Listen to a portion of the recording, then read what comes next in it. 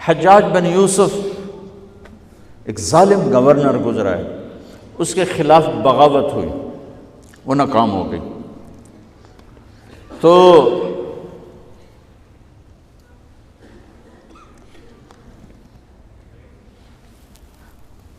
کوفہ میں ایک بزرگ رہتے تھے، ان کے بیٹے اس بغاوت میں شریک تھے۔ وہ چھپتے چھپاتے کئی سال کے بعد واپس آ گئے۔ ابن خراش ان کا نام تھا۔ ان کی سچائی مشہور تھی کہ ابن خراش جھوٹ نہیں بولتا۔ حجاج کو پتہ چل گیا CID سے کہ آ گئے، تو اس نے کہا آج ابن خراش کا امتحان ہوگا۔ اس کو کھانے پہ بلایا، عنوان ہی نہیں بنایا تفتیش کا، کھانے پہ بلایا اور کھانا شروع ہو گیا۔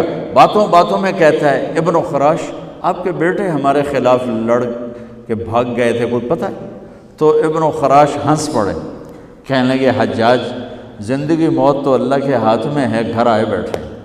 تو اس نے کہا تیری سچائی کو سلام کرتا ہوں، اگر تو جھوٹ بولتا یہیں تیرا سر اتارتا، پھر تیرے بیٹوں کا جاؤ سلام ہے تیری سچائی کو، تیرے بیٹے تجھے مبارک ہوں، مسلمان جھوٹ نہیں بولتا۔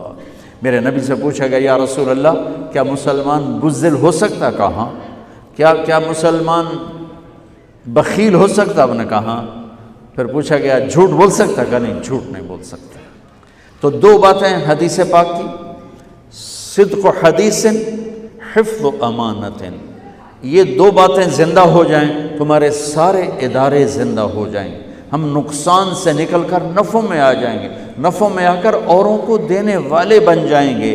اس ملک میں اتنے خزانے اللہ نے چھپائے ہیں، اور اس ملک میں اتنے اللہ نے استعداد والے لوگ پیدا فرمائے ہیں، صرف دو چیزوں سے ہم مار کھا رہے ہیں، ہمارے جو ادارے ڈوب رہے ہیں، وہ گلگت سے لے کر گوادر تک، اس میں وسائل کی کمی نہیں، سچائی کی کمی ہے، دیانتداری کی کمی ہے، اور یہ ریلیٹڈ ہے رب ہونے کے ساتھ کہ ہم نے اللہ کے رب ہونے میں شک کیا تو ہم غلط راہوں پہ چل پڑے۔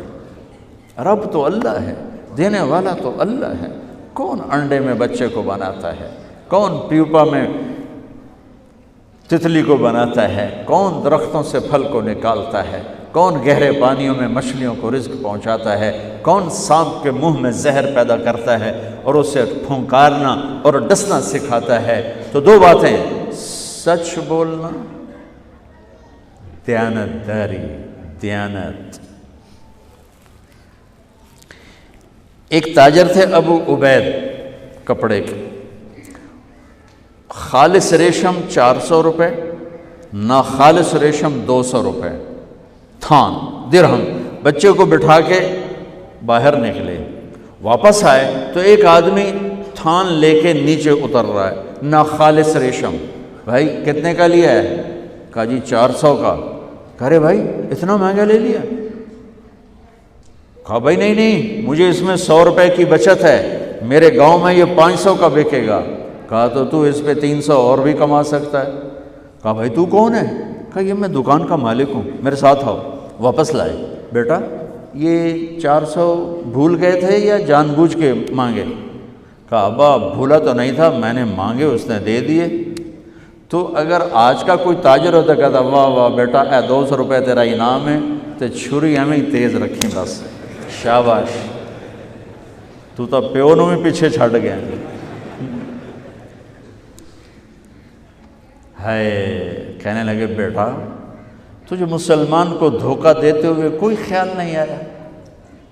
اللہ ہمیں 200 میں بھی روٹی دے رہا ہے، تو کیوں تو نے کسی مسلمان کو دھوکہ دیا؟ کہا میرے بھائی یہ 200 اور واپس لے جا۔ دھوکہ انسانیت کے ماتھے کا داغ ہے، اور دیانتداری انسانیت کے سر کا سہرا ہے، سر کا تاج ہے، ماتھے کا جھومر ہے۔ وہ بات۔ تیسری بات، ان دو باتوں سے ہمارے ادارے زندہ ہو جائیں گے، ہمارے بازار زندہ ہو جائیں گے، کوئی غریب نہیں رہے گا، کوئی فاقے میں نہیں رہے گا۔